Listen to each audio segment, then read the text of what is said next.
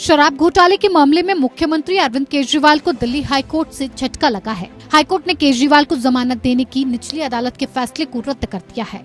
Justice Sudhir Kumar Jain की पीठ ने राउज एवेन्यू कोर्ट के फैसले पर रोक बरकरार रखी है। कोर्ट ने मामले की सुनवाई शुरू करते हुए कहा कि निचली अदालत की अवकाशकालीन पीठ ने केजरीवाल को जमानत देते समय अपने विवेक का इस्तेमाल नहीं किया।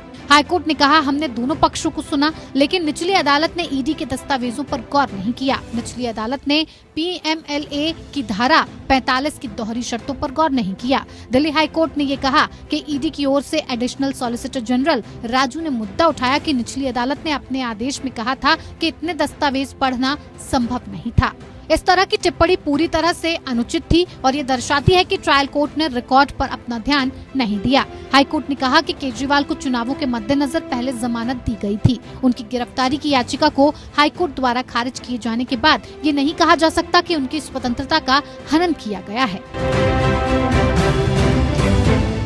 हाईकोर्ट ने जो फ्राइडे को इंटरिम स्टे दिया था उसको कंफर्म करते हुए आज जो ट्रायल कोर्ट का ऑर्डर है बेल का उसको स्टे कर दिया है और जो मेन पिटीशन थी कैंसिलेशन ऑफ बेल की उस पर सुनवाई जो है 10 जुलाई को होगी। इससे पहले जो इंटरिम स्टे दी गई थी उसको हमने ऑलरेडी चैलेंज कर रखा है सुप्रीम कोर्ट को और इसकी हियरिंग कल है उस केस में। तो ये ऑर्डर भी जो है अकॉर्डिंगली फिर हम supreme court well considered judgement and the effects or the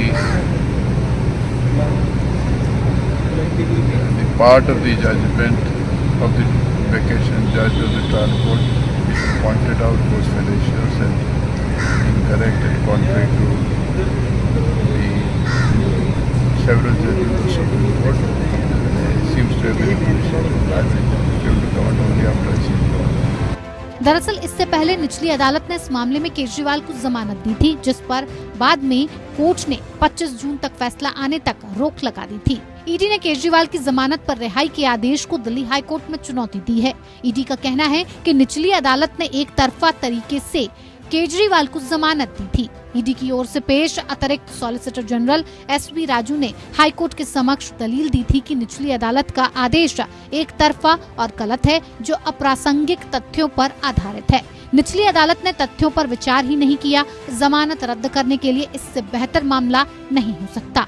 ED ने अपनी एसएलपी में कहा है कि जांच के महत्वपूर्ण पड़ाव पर केजरीवाल को रिहा करने से जांच पर असर पड़ेगा, क्योंकि केजरीवाल मुख्यमंत्री जैसे अहम पद पर हैं। सुप्रीम कोर्ट से अरविंद केजरीवाल को 10 मई को अंतरिम जमानत मिली थी। सुप्रीम कोर्ट ने केजरीवाल को चुनाव प्रचार करने के लिए 1 जून तक की अंतरिम जमानत पर रिहा करने का आदेश दिया था।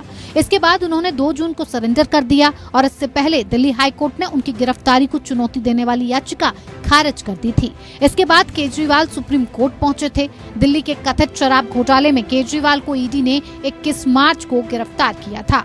दिल्ली की केजरीवाल सरकार ने 17 नवंबर 2021 को एक्साइज पॉलिसी 2021-22 को लागू किया था।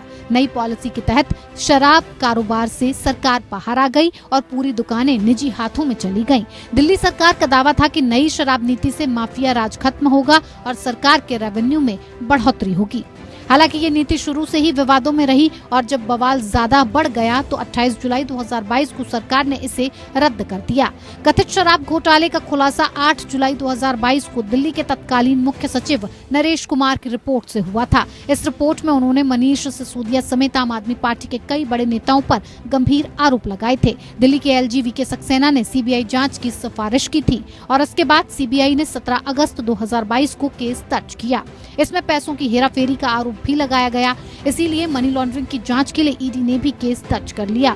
मुख्य सचिव ने अपनी रिपोर्ट में मनीष सिसोदिया पर गलत तरीके से शराब नीति तैयार करने का आरोप लगाया था। मनीष सिसोदिया के पास आबकारी विभाग भी था। आरोप लगाया गया कि नई नीति के जरिए लाइसेंसधारी शराब कारोबारियों को अनुचित लाभ पहुंचाया गया। Bureau report, APN।